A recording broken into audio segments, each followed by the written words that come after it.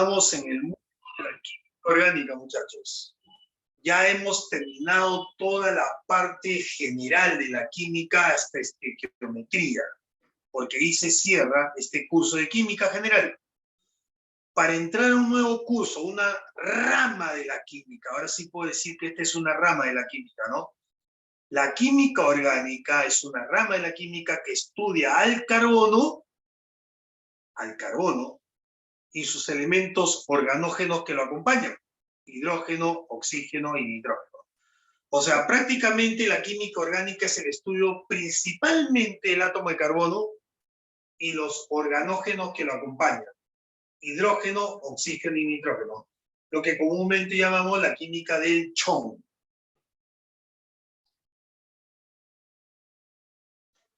¿Es una rama de la química? Sí, porque es un estudio aparte. Y la Universidad Nacional Agraria de La Molina es considerada una universidad orgánica. Por eso la cantidad de preguntas que ellos proponen es más orgánica. No te olvides que de las 14 preguntas, comúnmente o frecuentemente ellos ponen 4 o 5 preguntas orgánicas. Si no son 6, porque alguna vez vinieron 6 preguntas. Pero generalmente ponen entre 4 y 5 preguntas orgánicas, ¿no? Ya está. Y para estudiar la química orgánica, recordemos que hay que estudiar el corazón de la química orgánica, las propiedades del átomo de carbono. Sí, el carbono es el corazón de la química orgánica. Por eso que hay una frase universal que dice, todo compuesto orgánico contiene carbono, pero no todo compuesto que contiene carbono es orgánico. Todo compuesto orgánico contiene carbono, pero no todo compuesto que contiene carbono es orgánico. Ese es lo ideal, ¿no? Entonces, tenemos aquí el estudio del átomo de carbono.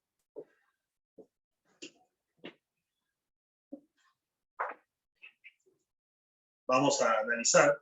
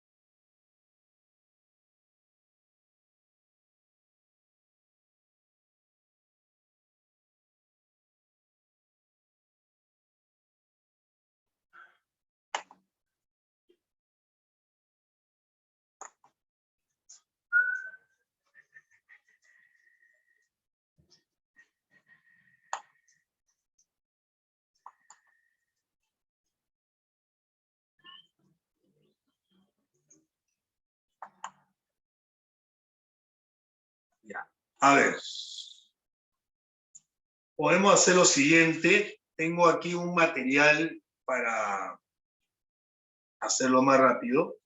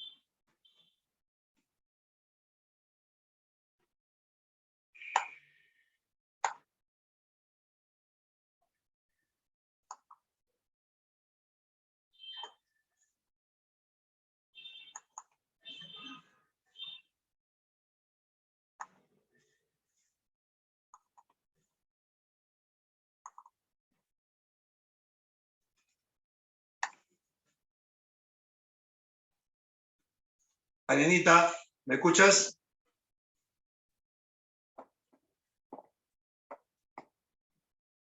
Mariana.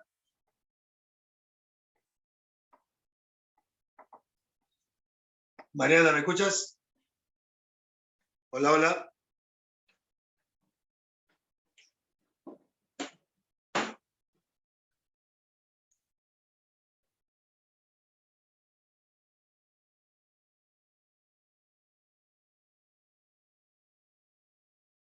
Hola, hola, hola, hola, Marianita.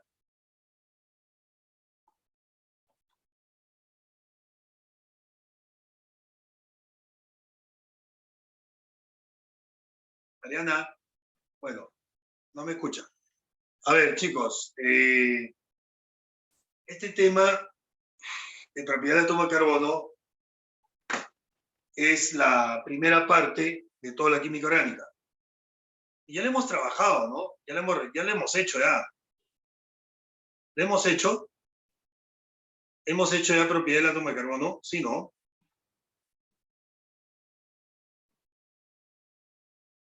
Sí, pues, de paso sí lo ha hecho, ¿no? Ah, lo de paso ya lo hicieron, ya. Verano no. Wow.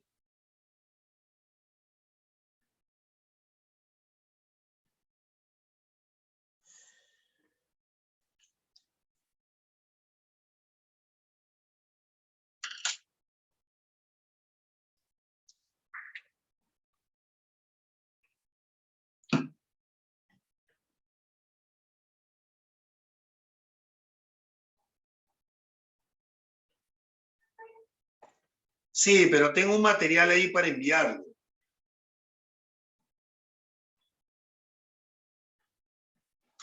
Yo quiero que me escuche Mariana. Sí, tengo ahí material para hacerlo más rápido. Mariana, Marianita, ¿me escuchas? Mariana, Mariana.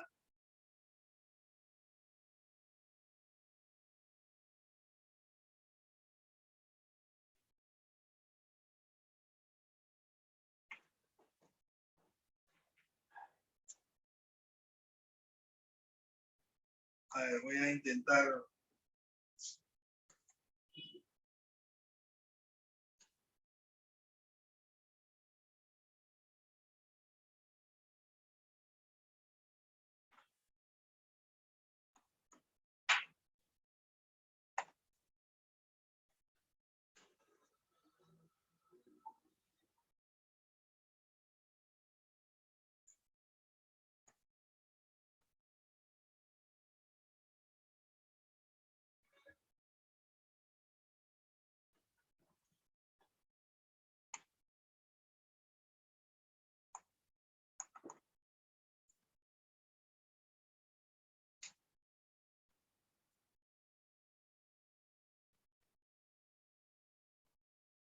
Bien, vamos a ver entonces. No me escuchan.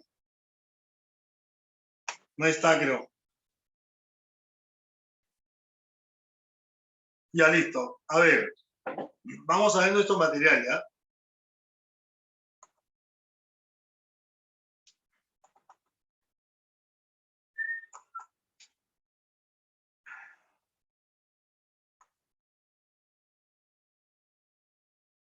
Bien, la pregunta número 1 dice, ¿quién sintetizó el primer compuesto orgánico a partir de un compuesto inorgánico? Bueno, esto lo realizó Federico Waller, o Friedrich Waller, en 1828. ¿Qué fue lo que hizo? Logró sintetizar por primera vez un compuesto orgánico, obviamente de manera artificial, partiendo de un compuesto inorgánico que era el cianato de amonio. Entonces, lo que hizo Waller fue tomar el cianato de amonio, que es una sustancia inorgánica, porque es inorgánica, es una sal inorgánica, lo llevó a síntesis por ebullición y logró obtener por primera vez un compuesto de naturaleza orgánica, pero partiendo de algo inorgánica, lo que nunca se había realizado, porque recordemos que hasta 1828, que fue el descubrimiento, la ciencia se movía y se manejaba a través de la teoría de la fuerza vital. ¿Qué explicaba la teoría de la fuerza vital? Que toda sustancia natural tenía que ser extraído de seres vivos, plantas o animales. Entonces tú decías, esta es una sustancia natural. ¿Por qué natural? Porque la has extraído de un ser vivo, de una planta, de un animal. No se llamaba orgánica todavía. No, no se llamaba sustancia orgánica, solamente una sustancia natural. Esa teoría se le llamaba la fuerza vital. Jacobo Berzelius da una demostración de esta teoría en base a lo que se obtiene sacando productos o sustancias de seres vivos, plantas o animales. Pero por muchos años se intentó obtener algo similar, pero no sacado de algo natural, sino creado en laboratorio. O sea, por lo menos obtenido en laboratorio. Y tras años de intentos, de muchos intentos, Friedrich Wöhler, o Federico Wöhler, austriaco, en 1828 logra por primera vez un gran descubrimiento. Toma un material inorgánico, una sustancia inorgánica, cianato de amonio.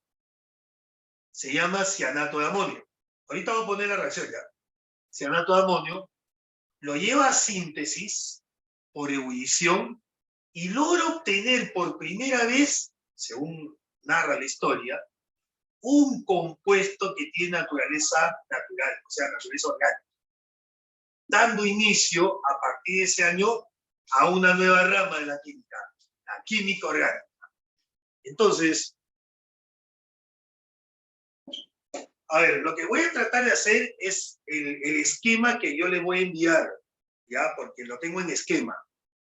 Pero, no sé qué, no me contesta Marianita, creo que se ha perdido la comunicación. Pero apenas me conteste Marianita, ya le envié su correo el material. Ya le envié. Ya le envié su correo el material, así que ella solamente lo recibe y se lo manda a ustedes, ¿ya? Pero ya envié. A ver, entonces, si estamos analizando la química orgánica, lo voy a hacer en un esquema. Ese esquema ya está listo para que ustedes lo completen, nada más. Marianita, ¿estás ahí? Marianita. Marianita, ¿estás ahí? No está. Y así vamos. Sí, entonces. profe, dígame, disculpe. Marianita, Dígame, discúlpame. profe. Ya, te he Le lamento. enviado tu correo, a tu correo he enviado un esquema de química orgánica. Ya. Para que lo pongas, no sé si en la plataforma ellos, para que ellos lo puedan, no sé, tendrían que imprimirlo o algo, porque lo que quiero hacer es completar ese esquema en la pizarra, para no estar haciendo toda la información, porque si no, me va a faltar tiempo. Además ya, Se lo puede pasar rapidito por el grupo de WhatsApp. Lo descargo del correo y se lo paso por WhatsApp a los niños. ya te lo mandé a tu correo. Por eso, lo descargo rapidito del correo y se lo mando a los niños por WhatsApp. Ah, ya, perfecto. Perfecto, no hay problema. Ya, profe, ahorita se lo mando. Me demoraré, que 3 minutos. Ya, ok, mientras voy explicando acá. Ya, entonces, chicos, lo que queremos ver aquí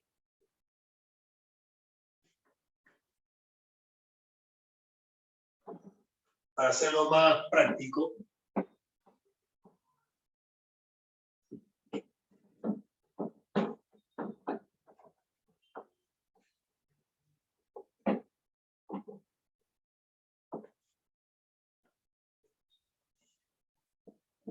Ya, entonces vamos a hablar de la química orgánica, pero en general de la propiedad del átomo de carbono, pero primero pongamos la química orgánica.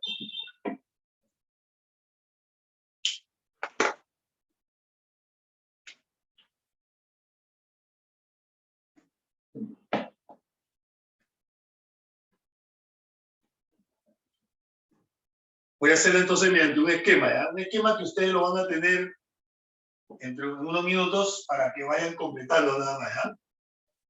La química orgánica.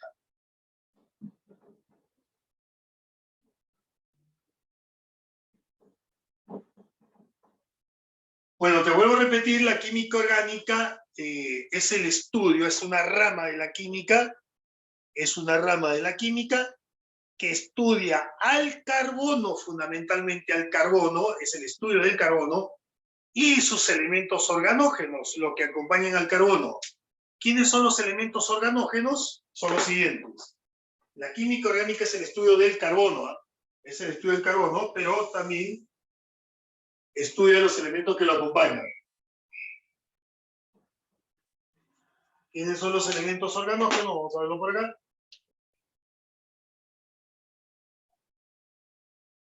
¿Quiénes son los elementos organógenos?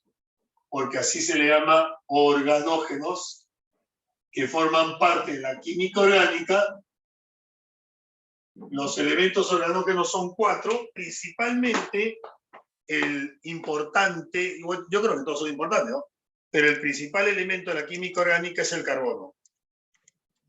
Es el corazón de la química orgánica. Entonces, los elementos organógenos son carbono, hidrógeno, oxígeno y lo que nosotros conocemos como chombo.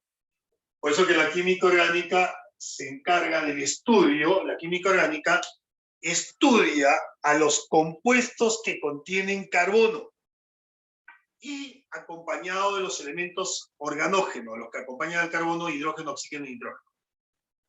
Pero hay una frase universal, como le decía al comienzo, ¿no? No todo compuesto que contiene carbono es orgánico, no. Pero todo compuesto orgánico contiene carbono.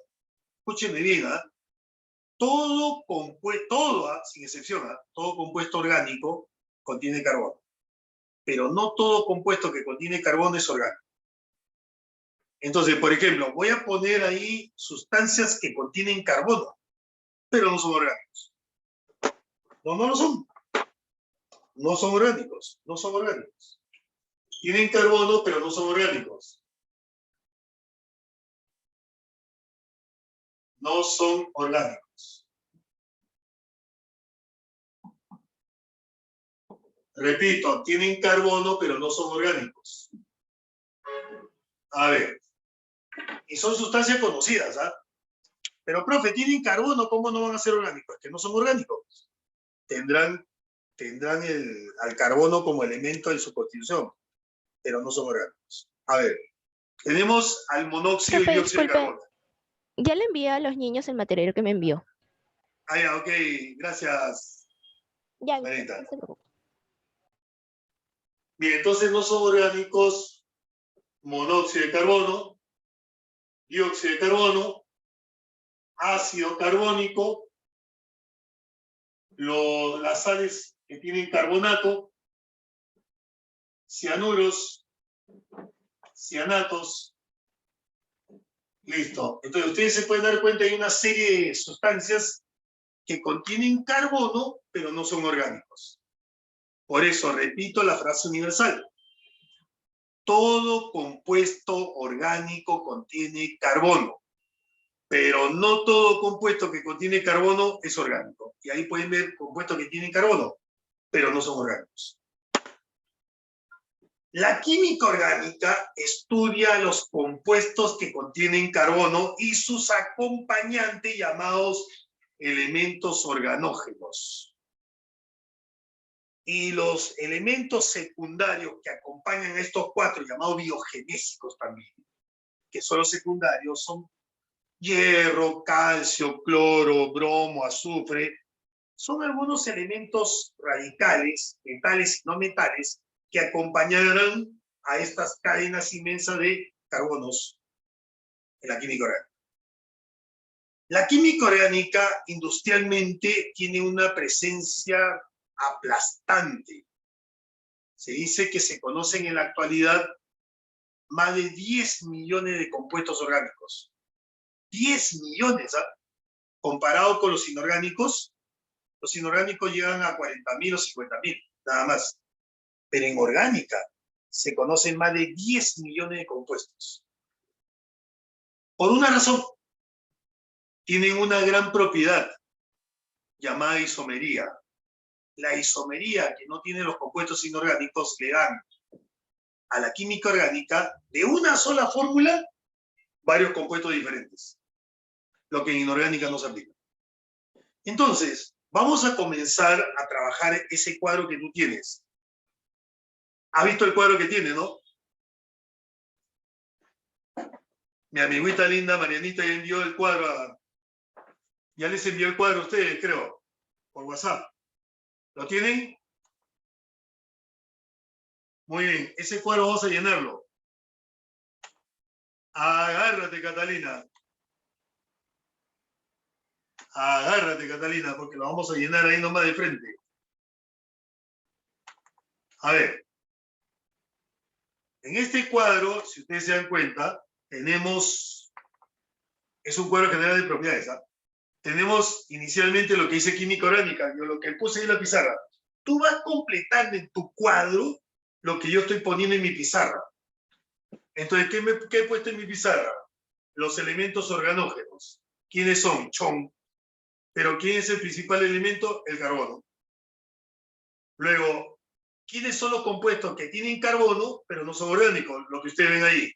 Monóxido de carbono, dióxido de carbono, ácido carbónico, las sales que tienen carbonatos, sales inorgánicas obviamente, cianuros y cianatos. Ahora, ustedes pueden ver abajo a la izquierda antecedente histórico. ¿Qué dice? Friedrich Wöhler, 1828.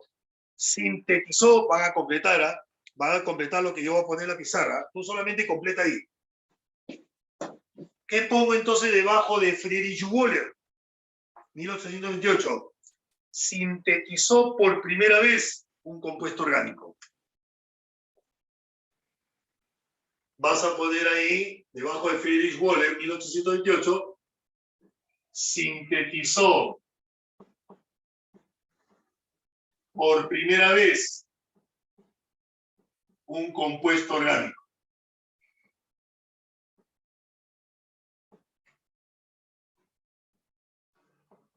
¿Quién lo hizo? Lo hizo Friedrich Wöhler en 1828. ¿Cuál fue la reacción de obtención? Debajo dice reacción de obtención. Le voy a poner la reacción que dio lugar a la obtención de este compuesto orgánico. ¿Ya? Voy a poner debajo la reacción que dio nacimiento a la química orgánica. Por favor, todos síganme, ¿eh? Todos síganme porque estoy completando el cuadro. Debajo de Friedrich Wöhler en 1828 tienen que colocar sintetizó por primera vez un compuesto orgánico. Debajo dice reacción de obtención. Esta es la reacción. NH4CNO. Esto se llama cianato de amonio. Ese compuesto químico se llama cianato de amonio, es una sal inorgánica. Esto se llama cianato de amonio. Esto se llama cianato de amonio. Cianato de amonio. Ya, es una sustancia inorgánica.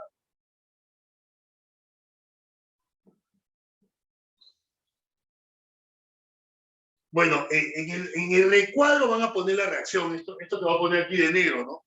Ya toda esta información la pones abajo, pues también tienes que organizarte, ¿no? El dibujo no va a ser tan perfecto también. Ya, entonces, este cianato de amonio que ustedes ven en la pizarra, ¿qué hizo Wöhler en el laboratorio? Lo sintetizó, lo llevó a ebullición y lo sintetizó.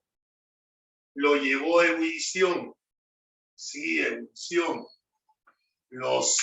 Síntesis. Ebullición. Y logró obtener por primera vez un compuesto orgánico, cuya fórmula es CO. NH22. Vamos a poner así.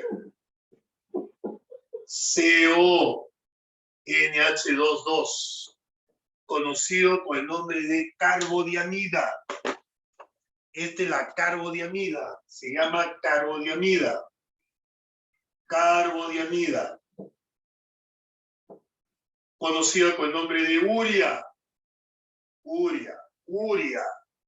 Conocido más con el nombre de urea, que lo tenemos todos los seres animales en la orina. Lo tienes tú, lo tengo yo, lo tienen los animales. La urea, la orina. Componente principal de la orina. Esta es la urea. Es una carbodiamida. Obviamente, orgánico. Orgánico. Oye, esta es una sustancia, este es inorgánico y pasamos a un orgánico. O sea, por primera vez en 1828, el científico alemán, austríaco-alemán, Friedrich Wöhler, los alemanes le llaman Feller, porque aparece un... Y bueno, está ahí. Wöhler lo que hace es, en el laboratorio, sintetizar por primera vez al punto de ebullición un compuesto inorgánico, una sal inorgánica, llamada cianato de amonio. ¿Qué obtuvo? Obtuvo artificialmente, porque no es lo mismo que tú sacas de tu orina, o de la orina de un animal, pero es un componente similar al que tenemos en la orina, la carbodiamida, con el nombre común llamado urea. Y la urea sabemos que es orgánica. Entonces, por primera vez se logra obtener un compuesto orgánico. Nacimiento de la química orgánica en 1828, responsable Federico Wöhler, la reacción síntesis por ebullición de un cianato de amonio para convertirse en la carbodiamida llamada urea. Con la aparición de la química orgánica, con la aparición de este compuesto orgánico, se procede a darle propiedades a los compuestos orgánicos. Entonces, debajo de la fila, del esquema que tienes ahí, dice propiedades de los compuestos orgánicos. Dice propiedades de los compuestos orgánicos. Muy bien, pondremos algunas propiedades para que la tengan presente. Por ejemplo, todo compuesto orgánico contiene carbono. Todo compuesto orgánico contiene carbono. Todo compuesto orgánico contiene carbono. Otra, sus enlaces, mejor dicho, sus estructuras forman enlaces covalentes. Sus estructuras forman enlaces covalentes. Sus estructuras forman enlaces covalentes.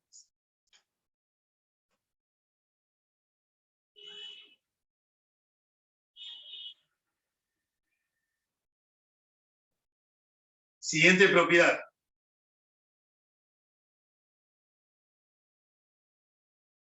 Se pueden encontrar en los tres estados de la materia. Los compuestos orgánicos se pueden encontrar en cualquiera de los tres estados de la materia. Se encuentran en cualquiera de los tres estados de la materia. Eso quiere decir que podemos encontrar compuestos orgánicos gaseosos, líquidos y sólidos. Repito, se encuentran en cualquier estado de la materia. Siempre a temperatura ambiental, ¿no?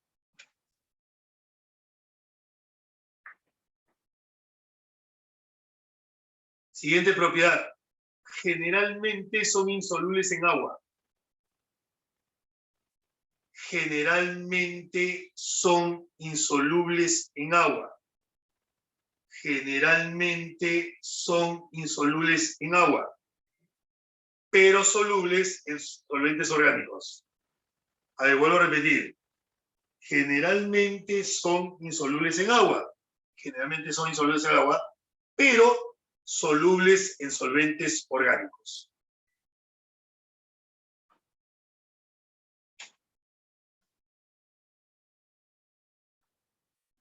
Generalmente son insolubles en agua, pero solubles en solventes orgánicos. Claro, por ejemplo, la pintura no se puede disolver con agua. La pintura se disuelve con aguarrás o thinner. El esmalte de uña se quita con quita esmalte de uña. Pero ¿qué es el quita esmalte de uña? La acetona. Porque el esmalte de uña es un compuesto orgánico. Y la acetona también. Por ejemplo, ¿cómo quitas el tinte lapicero de una blusa, una camisa? Con benzina. Y la benzina es orgánica. Y el tinte lapicero también. Entonces te das cuenta, los compuestos orgánicos no son solubles en el agua. No se disuelven en el agua. Pero sí son solubles en solventes orgánicos. Otra propiedad. Son termolábiles. Así se escribe. La palabra se escribe así. son termolábiles.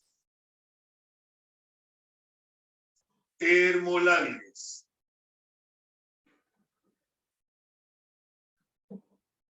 Son termolábiles, se descomponen a baja temperatura. Los compuestos orgánicos se descomponen a baja temperatura. Por debajo de los 200 grados Celsius ya están descomponiendo. Porque recordemos que los compuestos inorgánicos tienen que superar los 500, 1000 grados para descomponerse. Imagínate el aluminio, el oro, la plata, el cobre, un mineral. Necesitas temperaturas altas para que se descomponga. En cambio, una carne de bistec, una carne de hígado, una carne de pescado o de pollo, sobre todo el pescado, si lo tienes a la temperatura ambiental 2 días, no que 2 días, horas nada más. O sea, imagínate un filete de pescado que lo tienes ahí en tu mesa, ahí, con todo el calor del ambiente. En 6 horas ya está descompuesto. Y a temperatura ambiental. En cambio, si yo pongo una moneda de plata o de zinc, que para que se componga hay que calentarlo, hay que elevarle la temperatura.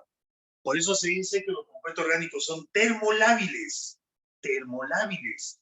Se descomponen a baja temperatura. Ponle ahí, se descomponen a baja temperatura. En cambio, en los inorgánicos no se llaman termolábiles. En los inorgánicos se llama termoestables. Esa es la diferencia entre un compuesto orgánico e inorgánico. Los orgánicos son termoestables, perdón, termolábiles. Los inorgánicos son termoestables. ¿Por qué? Porque los inorgánicos se descomponen por encima de los 400 grados Celsius, ¿no?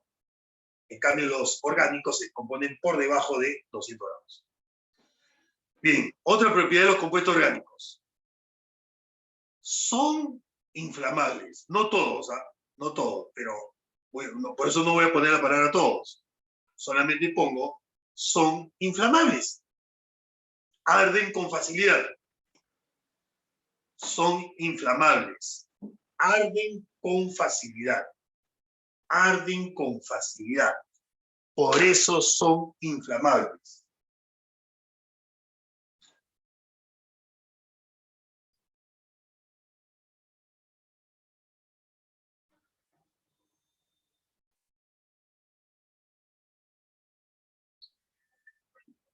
Son inflamables, arden con facilidad.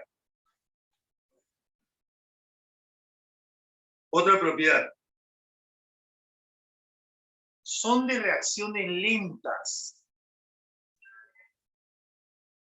Sí, oye, si tú comparas una reacción de un compuesto inorgánico con un orgánico, el inorgánico reacciona rapidísimo. Los compuestos orgánicos tienen reacciones lentas. Por eso que se tiene que hacer uso en la industria de catalizadores. Sustancias que aceleren la reacción, ¿no? Catalizadores. Pero son de reacciones lentas. Lentas, ¿no? Por eso ponle ahí, ¿no? Los compuestos orgánicos son de reacciones lentas. Ay.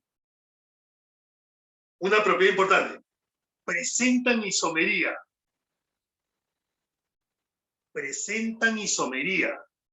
¿Qué significa isomería? A ver. Presentan isomería. Isomería. Decir que los compuestos orgánicos presentan isomería significa que van a ser compuestos diferentes con la misma fórmula global.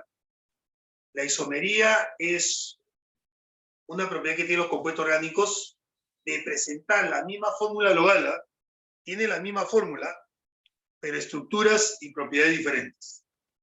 La isomería en orgánica es la causante de generar millones de compuestos, porque con una sola fórmula puedes tener varios compuestos diferentes en estructura y en propiedades. Por eso le vuelvo a repetir, los compuestos orgánicos presentan isomería. ¿Qué es la isomería? Son compuestos orgánicos diferentes que presentan la misma fórmula global. O sea, por ejemplo, yo puedo tener una fórmula global C5H12, pero con esta fórmula puedo tener 3 cadenas diferentes. Una lineal,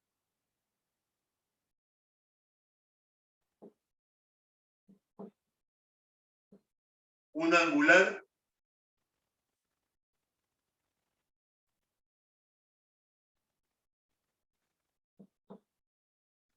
y una cruzada.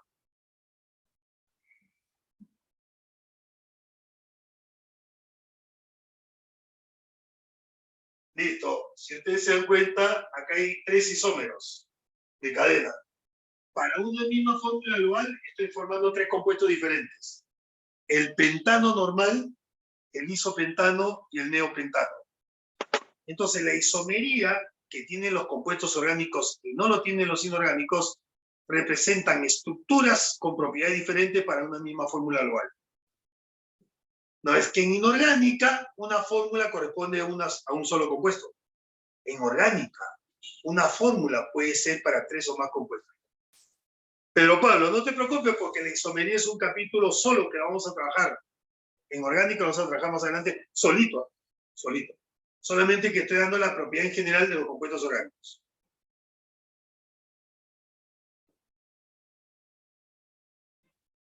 Sí. No te preocupes. Se va a trabajar aparte. Bien, entonces, estas son las propiedades de los compuestos orgánicos en general. Le he mencionado varias propiedades. De ahí hay que rescatar que son termolábiles, que presentan isomería, que son de reacciones lentas, que son inflamables, arden con facilidad. Eso es más químico, ¿no? Y de lo físico, que puede encontrarse en cualquier estado de la materia, que generalmente son insolubles en el agua, pero solubles en solventes orgánicos, que son malos conductores de la corriente eléctrica. Creo que eso no lo puse. Sí, son malos conductores de la corriente eléctrica. Los compuestos orgánicos no son buenos conductores de la corriente eléctrica. No son buenos conductores de la corriente eléctrica. No son buenos conductores de la corriente eléctrica. Y ponemos una final. Se conocen en la actualidad más de 10 millones de compuestos. Pongan así el final, ¿no? En la actualidad se conocen más de 10 millones de compuestos. Listo, con eso cerramos todos los antecedentes de la química orgánica. Ahora, en la segunda parte tenemos las propiedades del átomo de carbono. ¿Por qué? Porque es el carbono el corazón de la química orgánica. Sí. El átomo de carbono es el corazón de la química orgánica. Por eso tenemos que estudiar al carbono para entender mejor la química orgánica. Señores, el carbono es el heart, es el corazón de la química orgánica. El carbono es el corazón. Por eso tenemos que estudiar propiedades del átomo de carbono. Ahí está. Propiedades del átomo de carbono.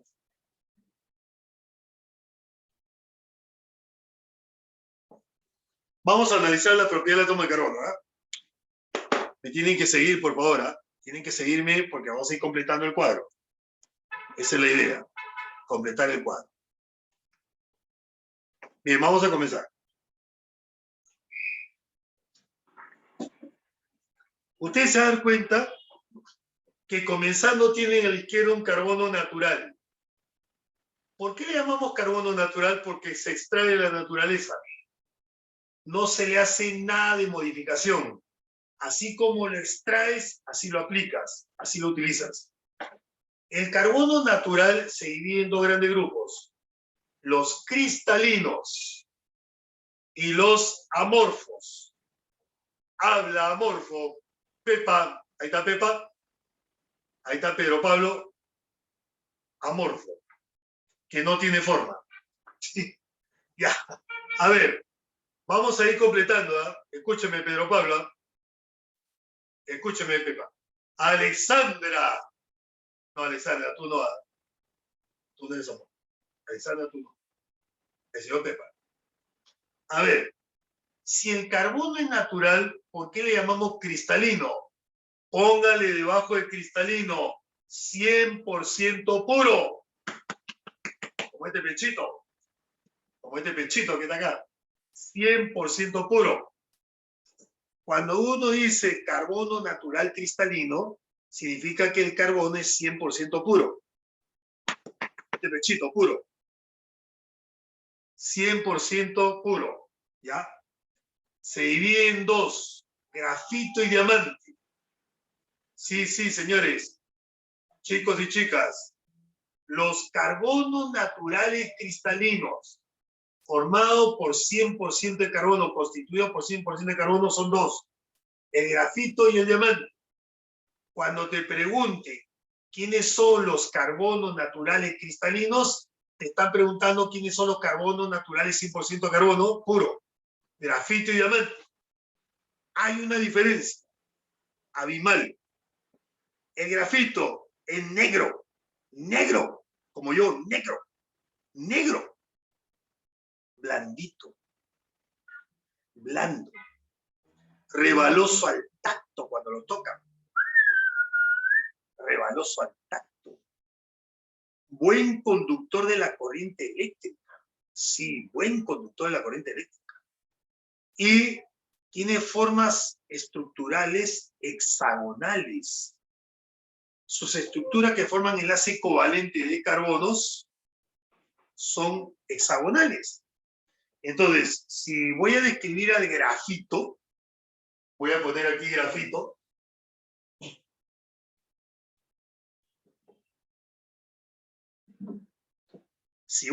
Ustedes solamente completen el esquema que está ahí.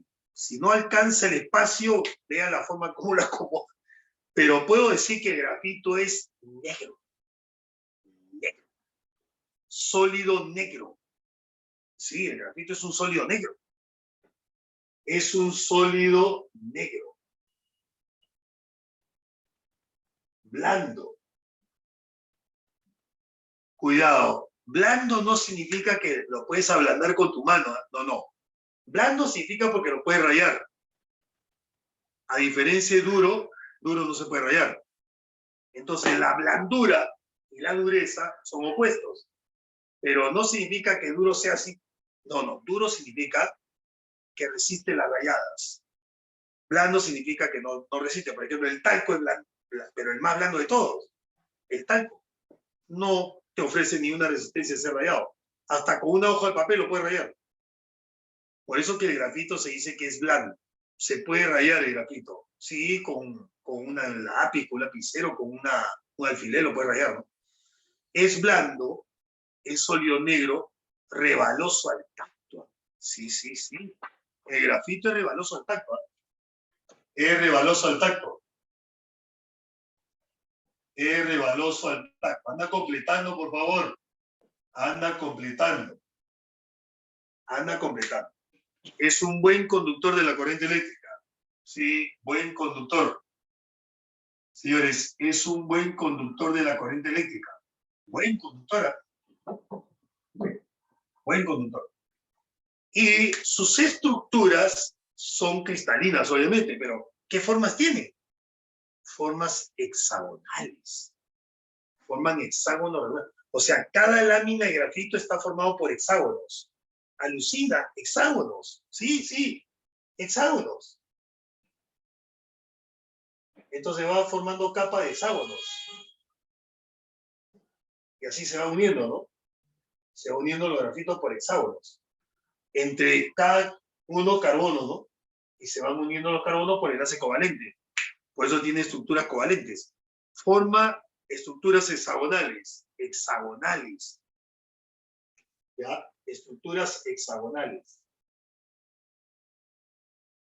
Y su densidad es aproximadamente 2,5 gramos por centímetro cúbico. ¿Para qué se usa el grafito? Realmente el grafito se utiliza mezclado con arcilla en la producción de los lápices. Los lápices, sí, los lápices, la mina de los lápices está hecho de grafito. Solo que ese grafito se le ha mezclado con arcilla para darle una consistencia mayor, para que no se parta la mina de lápiz, ¿no? Pero es grafito. Y esa es su mayor utilidad. Como electrodo también, ¿eh? ¿Sabes qué es electrodo, no? Lo que va a hacer que pase corriente eléctrica. Porque como es un buen conductor de la corriente eléctrica, en muchas industrias se utiliza el grafito como un conductor de corriente eléctrica. Por eso se utiliza como electrodo. ¿Ya? Bueno, este es el grafito, muchachos. Negro. En cambio, el otro cristalino, ¿quién es? El diamante. Diamante. Oye, los dos son carbonos naturales cristalinos. Sí, los dos son carbonos naturales. Los dos se encuentran en la naturaleza, pero físicamente tienen diferencia. Por ejemplo, en el caso del diamante, oye, en el caso del diamante es un sólido transparente pero duro. Es más, es el más duro de todos los sólidos que se conocen. Pero la dureza no significa que sea resistente a romperse, no. El diamante es frágil. La dureza significa que no lo puedes rayar. A un diamante solo lo puede rayar otro diamante. Chicos, a un diamante solo lo puede rayar otro diamante. Entonces, por eso se dice que el diamante es un sólido transparente, duro y frágil a la vez. Sólido, transparente, duro y frágil a la vez.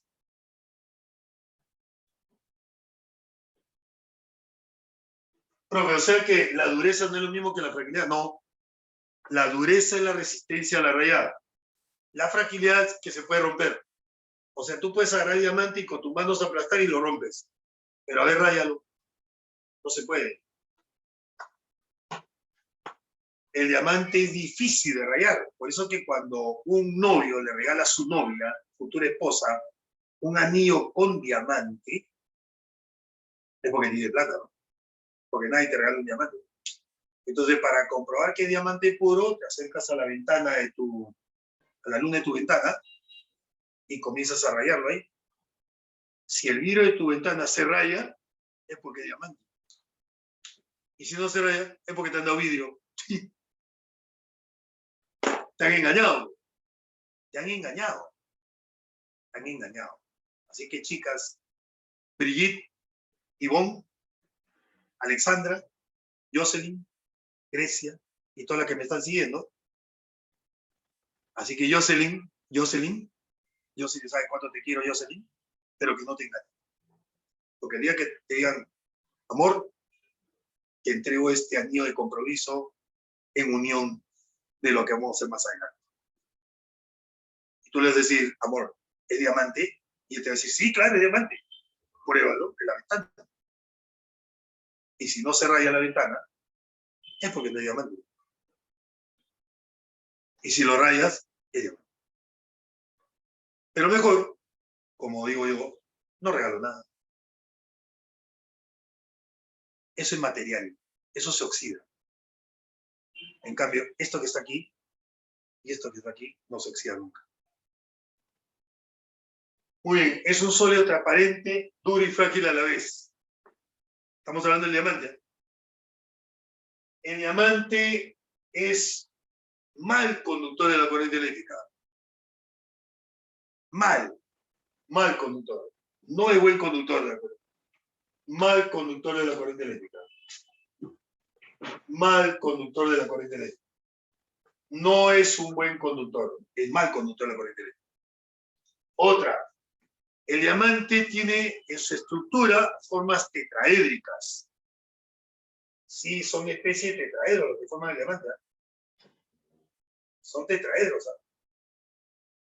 Bien alucinantes el diamante.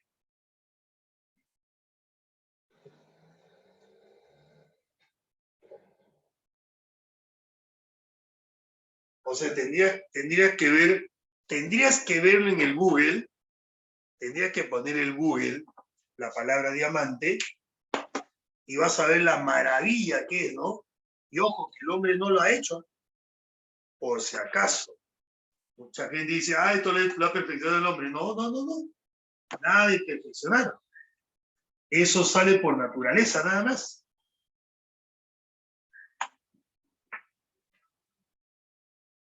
Por si acaso. La gente cree, no, sí. No, señores. No hay nada aquí de... Es natural.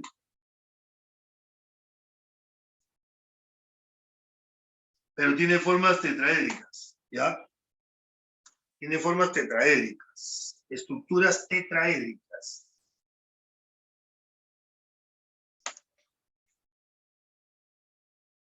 A ver, vamos a ver por aquí. Podemos sacar.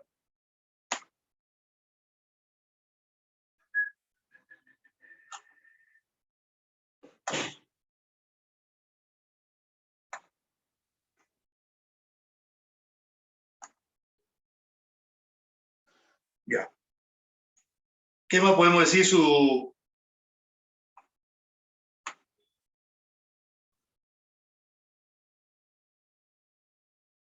densidad es 3,5.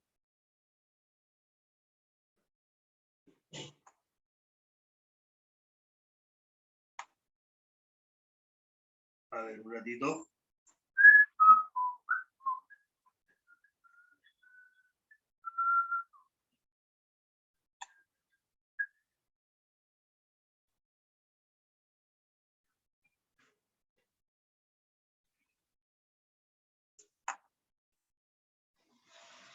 Ahí está, ustedes pueden ver aquí el diamante, le hemos sacado la maravilla que tiene el diamante, ¿no?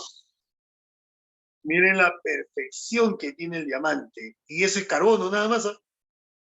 Es carbono nada más. Solo carbono. Pero mira las formas tetraédricas que tiene su estructura. Compáralo con el grafito. Nada que ver, ¿no? Pero los dos son carbonos. Es alucinante. Los dos lo vas a encontrar como mineral negro. A los dos lo vas a encontrar como mineral negro. La diferencia es que el grafito queda así como mineral negro. En cambio, el diamante, a ese mineral negro, tú le das un corte, se parte en dos, y en el interior aparece lo que está viendo en la foto. El diamante es su máxima expresión. Pero tienes que recordar que ambos son carbonos, y ambos son naturales cristalinos.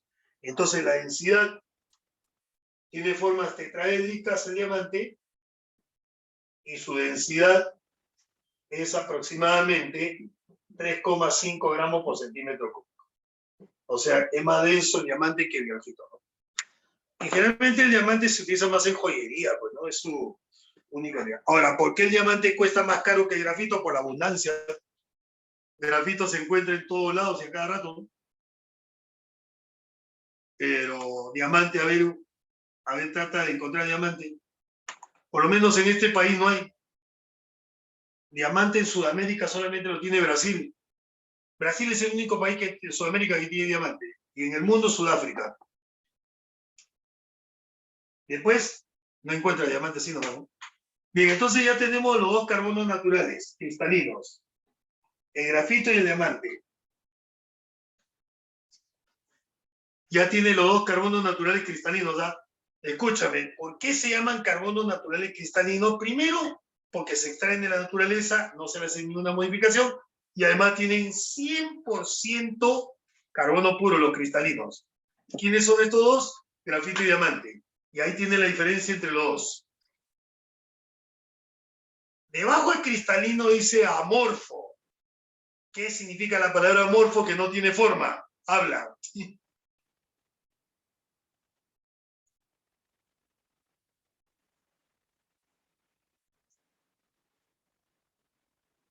Amorfo es que no tiene forma, no tiene estructura,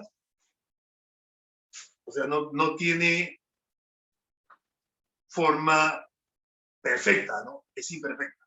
Pero más que todo, el término amorfo significa porque no tiene 100% carbono. Y entonces hemos colocado los 4 carbonos naturales, pero no cristalinos, ¿no? O sea, no 100% carbono puro. Son impuros. Entonces, pon debajo de la palabra amorfo carbonos impuros. ¿Ya? ¿Quiénes son? Turba, lignito, hulla y antracita. Entonces vas a hacer lo siguiente. Vas a hacer lo siguiente aquí. Vas a hacer lo siguiente aquí, ¿ah? Donde están los 4 nombres. A ver, donde están los 4 nombres. Turba, lignito, hulla, antracita. Ya, donde están los 4 nombres, pone una flecha hacia abajo. Pone una flecha hacia abajo. Bueno, la flecha la vamos a poner al otro lado, ¿no? Porque acá está la llave. Ya. Chicos, pónganle una flecha hacia abajo. La flecha que vas a colocar de arriba hacia abajo tiene un significado. La flecha va a leer mayor profundidad. Primero va a leer mayor porcentaje de carbono. Mayor profundidad. Mayor poder de combustión. Mayor antigüedad.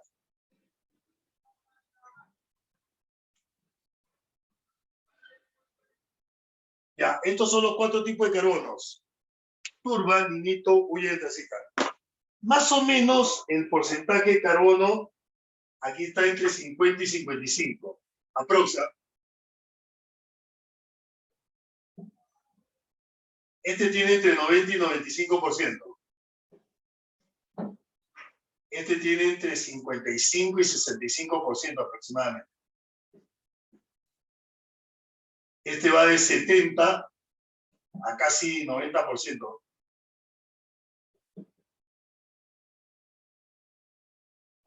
Ya, pero si ustedes se dan cuenta, quien tiene mayor porcentaje de carbono es la antracita. Sí, pero la antracita también se encuentra a mayor profundidad. Ahí vamos a ver con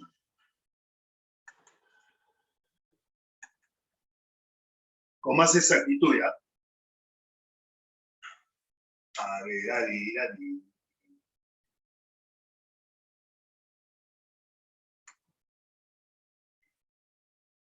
Ya, a ver, vamos a... la turba más o menos está entre 45 a 55%, está bien ahí. 55 a 75, más o menos, ¿verdad? Me quedé corto.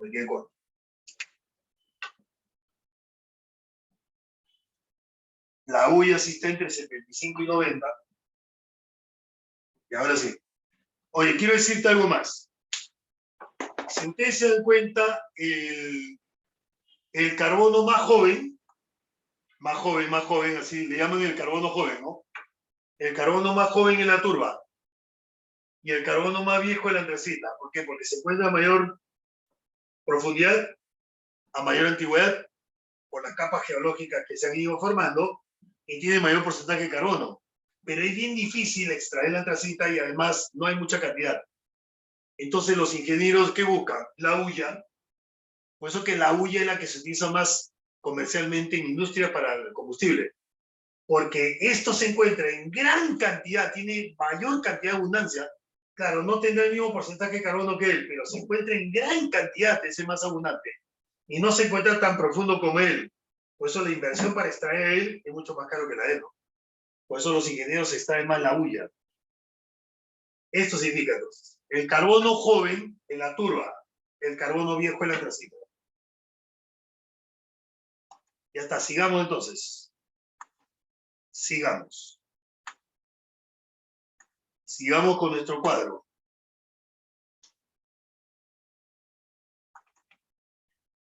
Sigamos completando, ¿eh? Bueno, entonces tenemos los 4 carbonos amorfos. Ya está. Entonces ya completamos los carbonos naturales. Ya lo completaste, ¿no? Carbono natural porque se extrae de la naturaleza y no se le hace ninguna modificación. Tal cual se extrae, se utiliza. Tenemos los carbonos naturales cristalinos, que son 2. ¿Por qué se llaman cristalinos? Porque están formados de 100% de carbono puro. ¿Quiénes son los 2 carbonos naturales cristalinos? Grafito y diamante. ¿Quién tiene formas hexagonales? Grafito. ¿Quién tiene formas tetraédricas? Diamante. ¿Quién es buen conductor de la corriente eléctrica? Grafito. ¿Quién es el más duro? Diamante.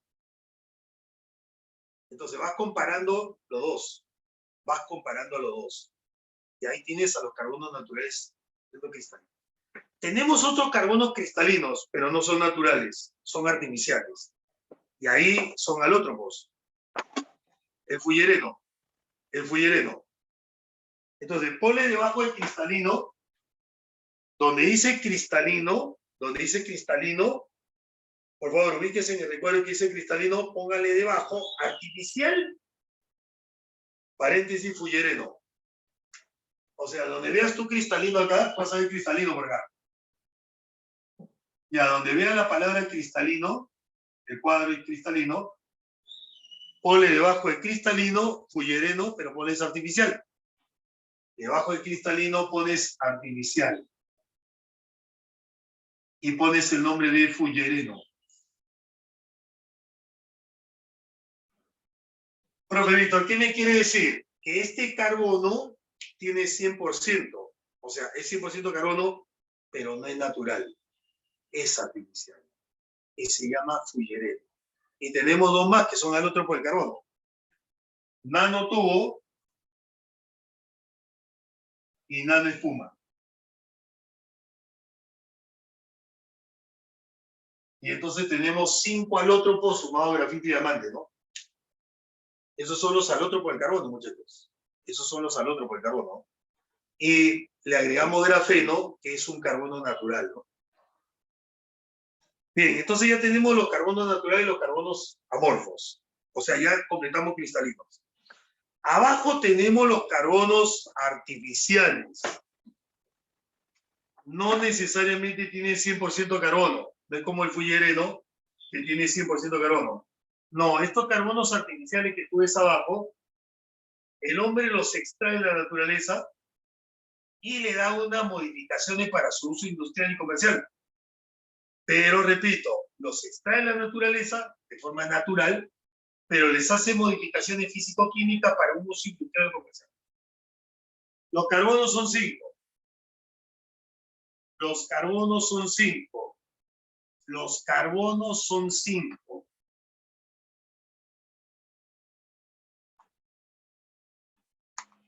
Vamos a ver. Comenzando por el carbono natural. O perdón, vegetal. ¿Quién es el carbón vegetal? Es el carbón de madera. Se obtiene de la destilación seca de la madera. Repito, el carbón vegetal se obtiene de la destilación seca de la madera. O sea, a un tronco, un árbol, un tronco, una rama, lo destilas, le sacas la humedad, lo líquido que tiene y lo dejas seco. Y eso se utiliza como combustible. Por eso, vuelvo a repetir, se le llama carbón vegetal porque se obtiene por destilación seca de la madera. En cambio, el carbón animal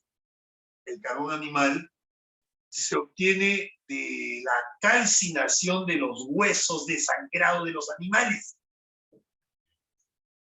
El carbón animal se obtiene calcinando. ¿Qué significa calcinar? Quemarlo. Pero no lo vas a quemar con un fósforo, con un mechero, no. Quemarlo en una mufla, en un horno. Quemarlo en un horno. El carbón animal se obtiene calcinando los huesos desangrados de los animales. Sí. ¿Tú has visto cuando en el mercado, cuando cortan los huesos de los animales, has visto cómo sale con sangrecita, ¿no? Ya, entonces, esos huesos desangrados, si los calcinamos, si los llevamos a un horno, una mufla y lo quemamos, ese residuo es el carbón animal. Luego tenemos el negro de humo, llamado hollín, lo que se produce de la combustión incompleta, el hollín. El hollín. ¿Ha visto el hollín, el residuo negro que resulta de una combustión incompleta? Bueno, el negro de humo, llamado hollín, se obtiene por la combustión incompleta de sustancias orgánicas. Se obtiene por la combustión incompleta de sustancias orgánicas. Ese residuo negro se llama hollín. ¿Para qué se utiliza el hollín? Se utiliza en la fabricación de tinta china, cintas para máquina, pinturas, betún, sí, ese betún negro, negro. Eso se hace con hollín. Y para el relleno y el color de los neumáticos, porque las llantas no son de color negra, tienen otro color, medio crema, medio sucio, pero no son negros. Entonces tú lo rellenas con hollín, lo rellenas, que significa que lo pintas extremadamente, o sea, exteriormente, y lo colocas de color negro. Ese es el negro de humo. ¿Cómo se obtiene? Repito, el hollín por combustión incompleta de sustancias orgánicas. Luego tenemos el coque. No es la coca, es el coque. Coque.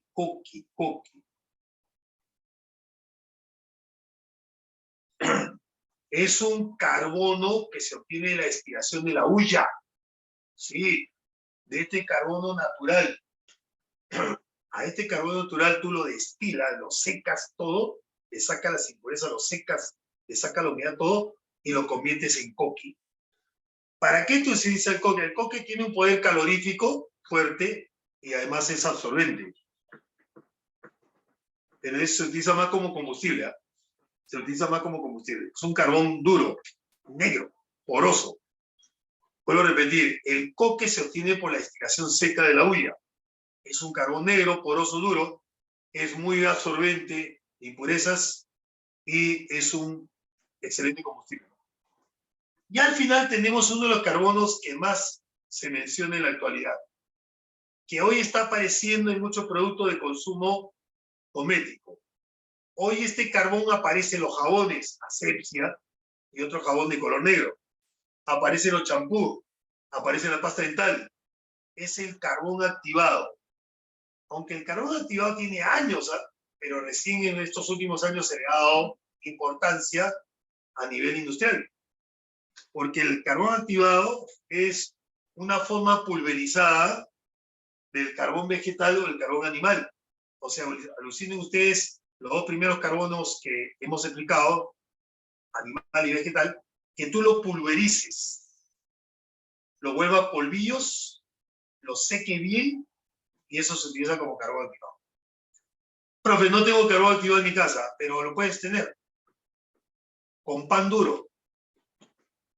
Si tienes pan duro en tu casa, pan duro, frío, frío, quémalo. Quémalo. No lo calientes, no lo frías. No lo calientas ni lo frías, quémalo. Coge el pan duro, que es orgánico, y ¡pum! De frente al fuego.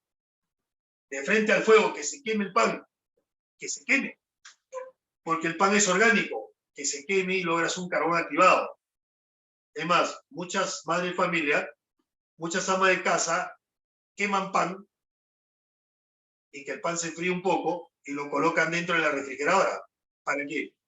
Para absorber los malos olores. A veces la refrigeradora tiene mal olor porque las carnes se descomponen, las verduras se descomponen y no se hace una limpieza, entonces emana un olor desagradable. Entonces, ¿qué hacen? Colocan pan bien quemado, negro, o se consiguen el mineral de carbón de la parrilla, ¿no? Lo que venden en el mercado. Carbón de parrilla. Un pedazo de ese carbón de parrilla, pum, lo coloca dentro de la refrigeradora, en 2 horas se fue el olor.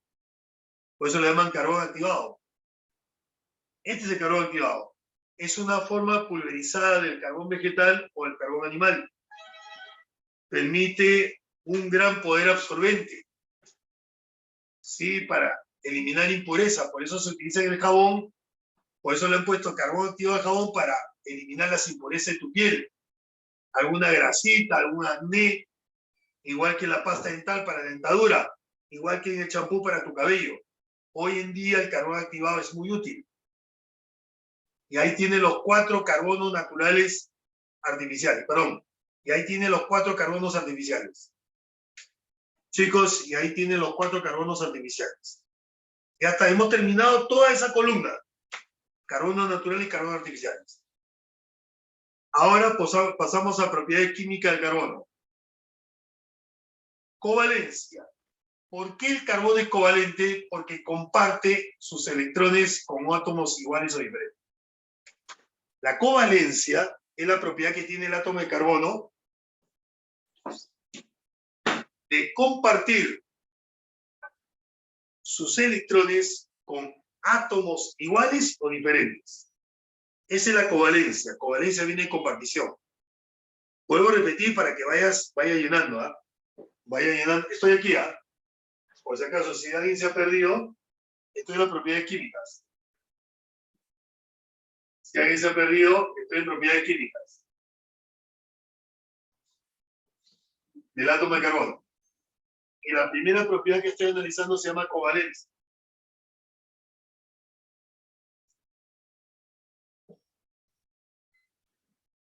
¿Y qué es la covalencia? La covalencia es la propiedad que tiene el átomo de carbono de compartir sus electrones con átomos iguales o diferentes. Escúcheme.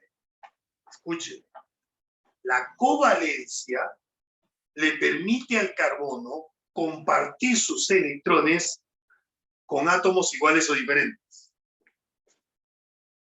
Compartir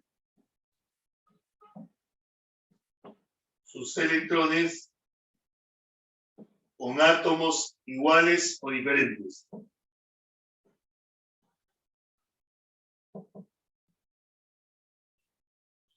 Profe, ¿cómo es eso?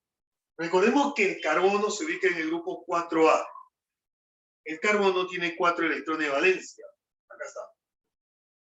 1, 2, 3 y 4. ¿Qué puede hacer este carbono al tener sus 4 electrones de valencia? Poderlos compartir. Profe, ¿con quién? ¿Con átomos iguales o átomos diferentes? Por ejemplo, podría compartirlo con hidrógenos. Y como el hidrógeno tiene un electrón de valencia, lo comparte.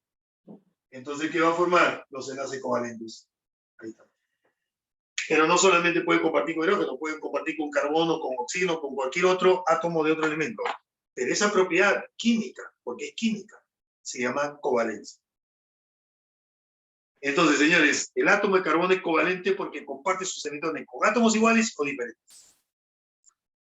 Pero a la vez es tetravalente. Dice tetravalencia. Dice tetravalencia.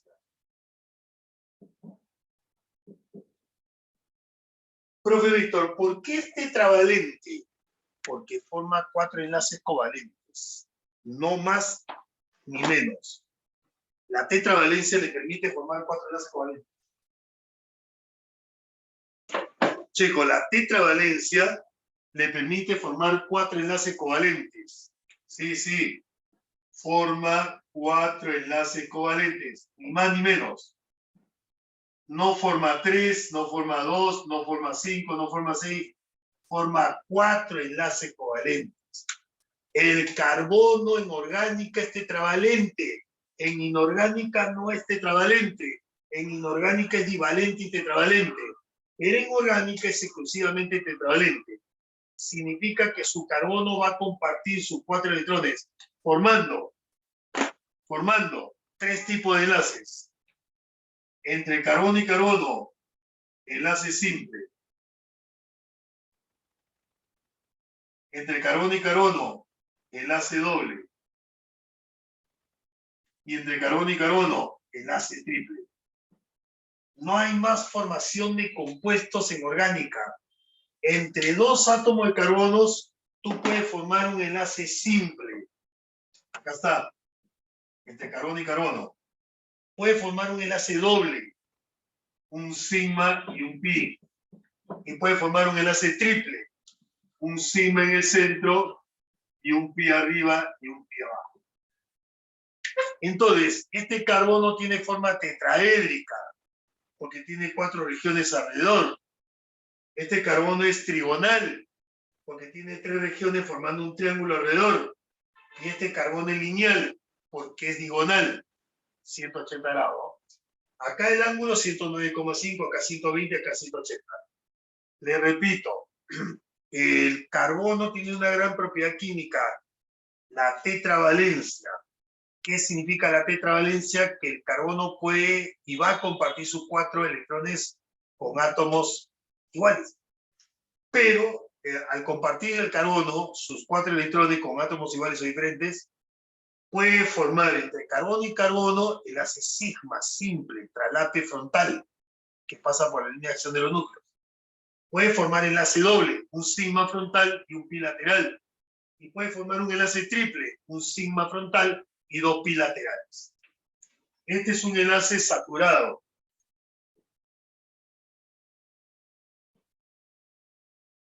Y estos son insaturados.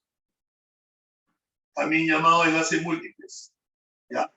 A los enlaces múltiples le llamas a aquellos que están formados por doble y triple enlace. Pero esto es lo que hace la tetravalencia, muchachos. Eso no lo hace la covalencia, lo hace la tetravalencia. Formar enlaces por compartición de electrones. Siguiente propiedad, la autosaturación. Esta propiedad le permite unirse al carbono consigo mismo para formar cadenas. No lo hace otro elemento químico, ¿no? Bien difícil.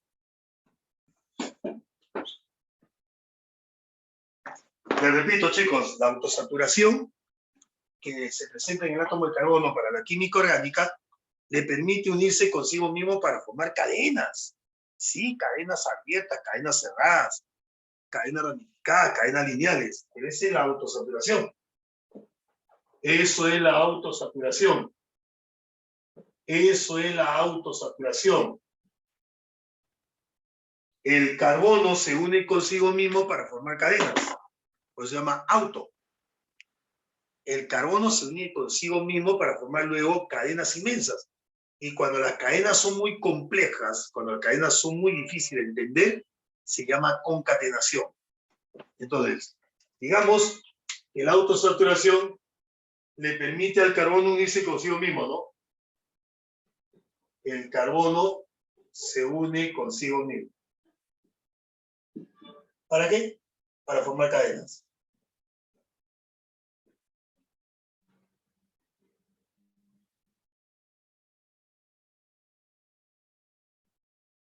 Las cadenas pueden ser abiertas, por ejemplo, ¿no? Si yo trato de unir carbonos, cadena abierta lineal, sería así.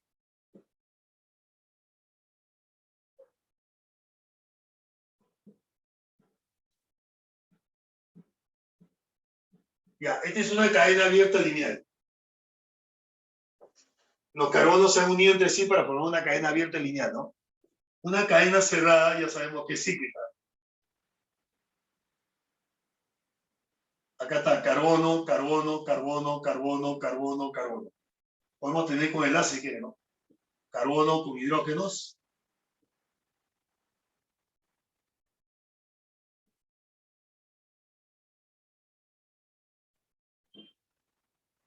Esto es lo que puede hacer la autosaturación. Unirse consigo mismo para formar cadenas. Cadenas lineales, cadenas ramificadas, cadenas cerradas, etc. Y finalmente, cuando la cadena es muy compleja, o sea, tiene varios grupos funcionales interior, además tiene varios tipos de enlaces, se llama concatenación. Y obviamente la última de sus grandes propiedades químicas, la hibridación.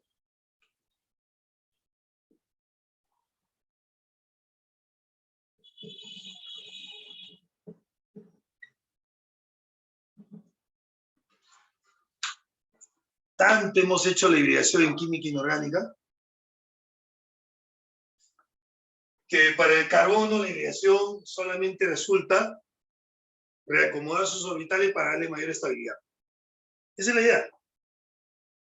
El carbono lo que hace en esta gran propiedad química que tiene, llamada hibridación, es simplemente el carbono, o sea, yo soy carbono, reacomodo mis orbitales, lo traslapo y le doy estabilidad. Ya está bien, yo soy estable. Yo carbono en mi estado basal me encuentro estable, pero quiero mejor una estabilidad mayor para poder unirme con otros átomos. Como en la vida misma, ¿no? Está bien, yo tengo trabajo, estoy bien de salud, tengo futuro por delante, tengo proyectos, tengo cierta estabilidad, entonces voy en busca de una pareja para lograr juntos el objetivo. Esa es la idea. Igual acá, el carbono en la hibridación es reacomodar sus orbitales dándole mayor estabilidad. Entonces, lo que ustedes van a anotar aquí es los carbonos, qué tipo de hibridación va a formar y qué tipo de carbono es, ¿ya? ¿Y esto cómo lo sacamos propia? Por el número de rades alrededor de él. Entonces ponemos un cuadrito aquí, porque esto lo vamos a usar en todos los ejercicios, ¿verdad? A ver, vamos a ver cuántas regiones alrededor del átomo de carbono van a existir, número de rades. Entonces, de acuerdo al número de rades alrededor del carbono, sacamos su hibridación. Y también el tipo de carbono. A ver, vamos a ver. Recuerda que el carbono tiene 4 enlaces covalentes. Entonces, lo máximo que podría tener alrededor son 4 regiones. Lo mínimo 2. Entonces, solamente podría tener 2 regiones alrededor, 3 regiones alrededor o 4. No tiene más. No tiene más. Por ejemplo, miren acá. En el enlace triple, solo tiene 2 regiones. Mira. En el enlace triple, el carbono solo tiene 2 regiones. Un simple y un triple. En el enlace doble, el carbono tiene 3 regiones. Y en el enlace simple tiene 4 regiones. Por eso son las únicas 3 formas que tiene. Mira, cuando tu carbono tiene 2 regiones alrededor, su hibridación es sp. ¿Por qué? Porque se ha mezclado un orbital esférico con un orbital bilobular. Si tiene 3 regiones alrededor, sp2. Y si tiene 4 regiones alrededor, como este que está acá, este tiene 4, sp3. Repito, aquí el carbono tiene sp, sp2, sp3. Cuando tú analizas al carbono formando este tipo de hibridación, tiene una forma geométrica. El carbono se llama digonal, pero comúnmente se le llama lineal, pero su nombre correcto es digonal. Cuando forma 3 regiones, es carbono trigonal. Y cuando tiene 4, tetraédrico. No hay más. En la química orgánica, cuando se estudia el carbono, en la hibridación solo tiene 3 tipos: sp, sp2 y sp3. No hay más, no existe más. Y con eso, chicos, hemos completado la columna de las propiedades químicas. Entonces, si hasta acá hago un resumen, un rápido resumen, ¿qué puedo decir de la química orgánica? La química orgánica se encarga del estudio del carbono y sus organógenos: hidrógeno, oxígeno y nitrógeno.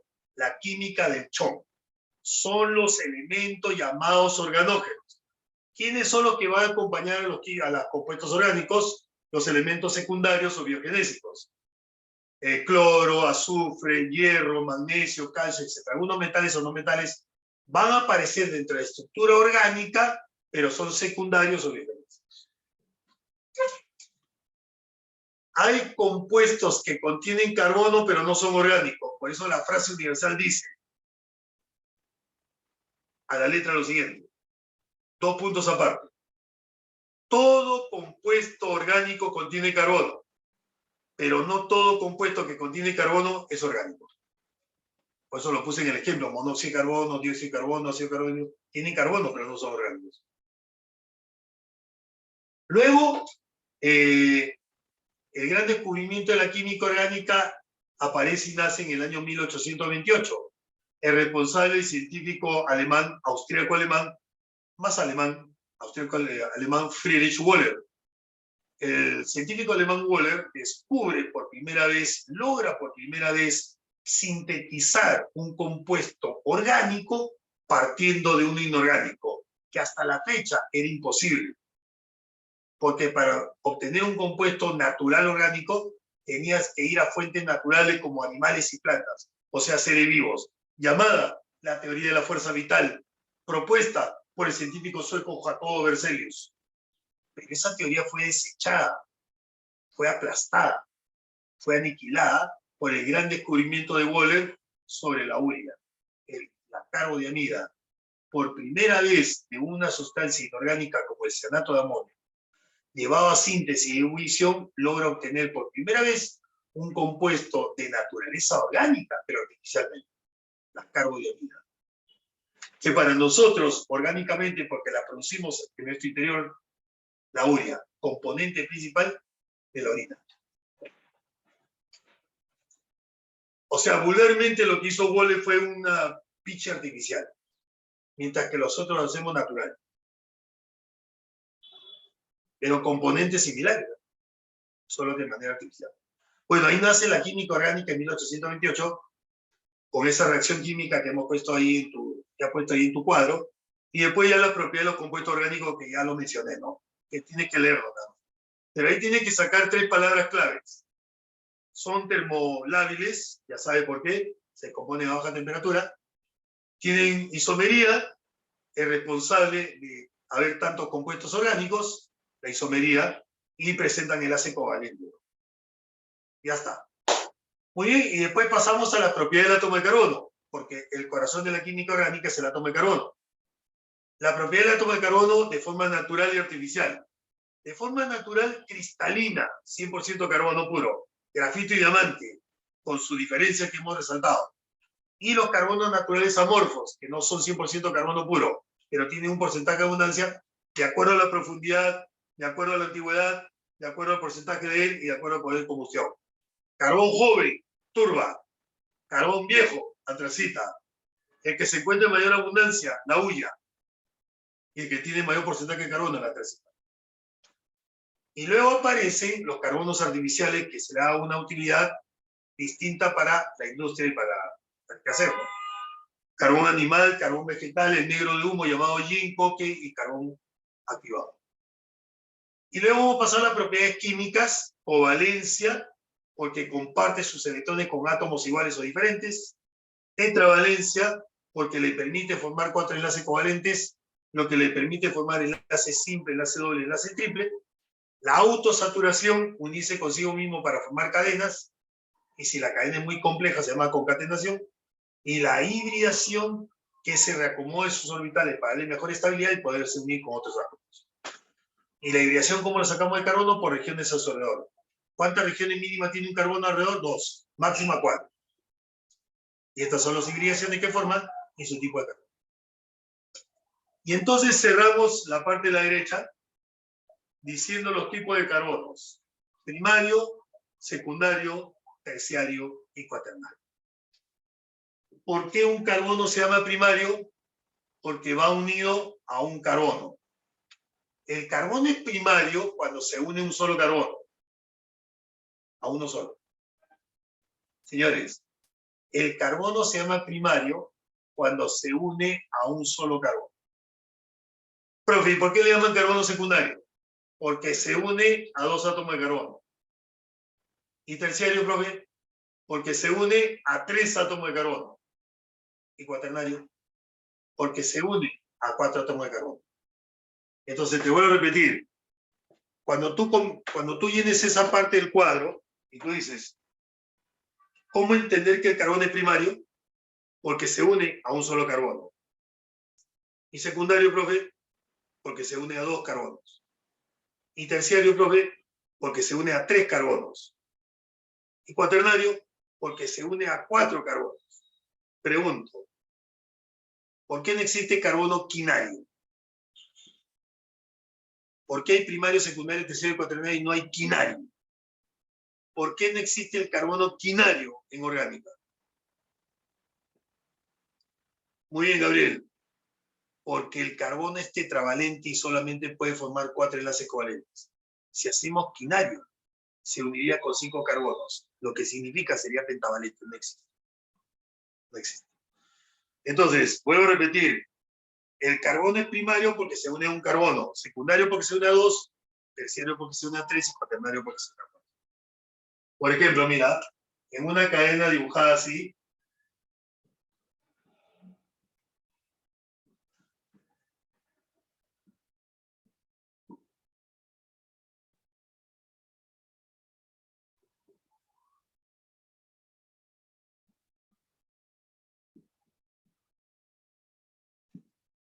ya mira esta cadena que está acá.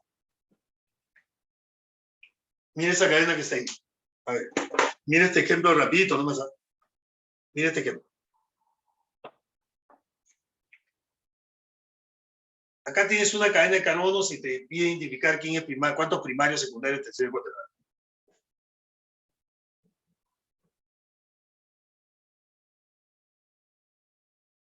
Bueno, se dice que los carbonos primarios van unidos a un carbono. Eso se va a encontrar en los extremos. En los extremos. Por ejemplo, este es primario, porque se une un carbono. Primario. Primario. Primario. Primario y primario. Todo esto que estoy señalando son primarios. ¿Por qué, profe? Están en los extremos y solamente se unen un carbono. Esos son todos tus primarios, 6. Los secundarios se unen a 2. Acá hay solamente un secundario. Porque se unen 2 carbonos. No hay más. Los terciarios son estos, porque van unidos 3 carbonos. Y el cuaternario es este, porque va unido a 4 carbonos. Ahí está. Entonces, sacar los tipos de carbonos es cuántos, los carbonos como están unidos, nada más, ¿no? Cuando es un carbono que se une con uno solo es primario. Si es un carbono que se une con 2 carbonos es secundario. Si es un carbono que va unido a 3 carbonos es terciario. Si es un carbono unido a 4 carbonos es cuaternario. Ahora, hay que indicar que estos tipos de carbonos solamente se pueden demostrar cuando forman enlaces simples. Profe, si veo un carbono unido con enlace doble, no se cuenta. Y enlace triple tampoco. Los tipos de carbonos solamente se pueden demostrar cuando los carbonos se unen por enlaces simples. Doble y triple no se cuentan. Otra cosa más. Un carbono primario, si te das cuenta, tiene máximo 3 hidrógenos primarios. Acá está. CH3. Un carbono primario tiene máximo 3 hidrógenos primarios. Un carbono secundario, el que está arriba, CH2, tiene máximo 2 hidrógenos secundarios. Y un carbono terciario tiene un hidrógeno terciario. Los carbonos cuaternarios no tienen hidrógeno porque ya completaron su tetravalencia con los carbonos. Repito, un carbono primario, por ahí al costadito, un carbono primario tiene 3 hidrógenos primarios compuestos. 3. Un secundario tiene 2 y un terciario tiene 1. Bien, señores, para completar este cuadro por hoy día, eso significa que el día viernes vamos a contestar todas las preguntas de propiedad del átomo de carbono, todas, ¿eh? Todas. Haremos la parte práctica también, porque hoy día solamente hemos informado teoría. El viernes haremos toda la parte práctica. Les enseñaré homocíclico, heterocíclico, los tipos de fórmulas también. Ahí están mencionados los tipos de fórmulas, ¿verdad? Solamente se la voy a indicar hoy día, pero lo vamos a desarrollar bien el día viernes. A ver. Una fórmula global, cuando la cantidad de átomos va representado como su índice. O sea, por ejemplo, si tú tienes un hidrocarburo de 20 carbonos, entonces tú no vas a dibujar toda la cadena. Pones solamente C20H42. O sea, abrevias toda la fórmula colocando como su índice la cantidad de átomos de cada elemento. Esa es una fórmula global.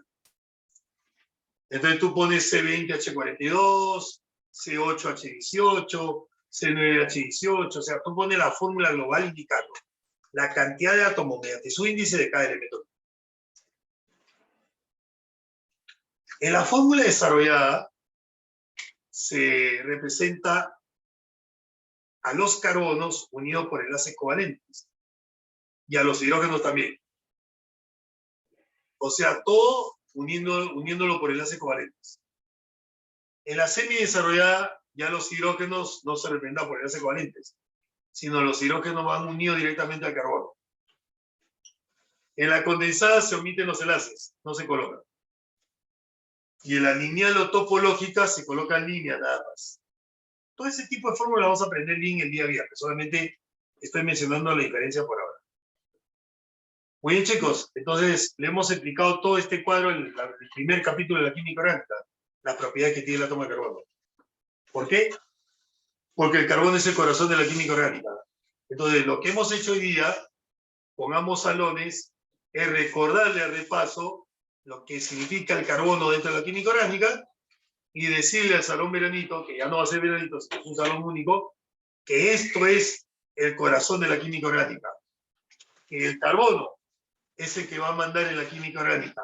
Y que todo el estudio que se hace es sobre el carbono para identificar lo que significa o para identificar lo que es un compuesto orgánico. ¿Listo? Tienes el cuadro completo, así que el día viernes los espero para desarrollar preguntas de esta parte, teoría de la propiedad del átomo de carbono, y hacer partes bien prácticas, bien chévere vamos a hacer. Les voy a enseñar a sacar fórmulas globales, atomicidad, masas moleculares. Les voy a enseñar, todavía no nombrar, no, porque no estamos a funciones todavía, pero sí les voy a enseñar a sacar enlaces sigmas, enlace pi, tipo de carbonos, fórmulas globales y todo lo que la química orgánica me va a enseñar. Muy bien, muchachos, nos encontramos este viernes, ¿ok? ¿Listo? Chao, cuídense.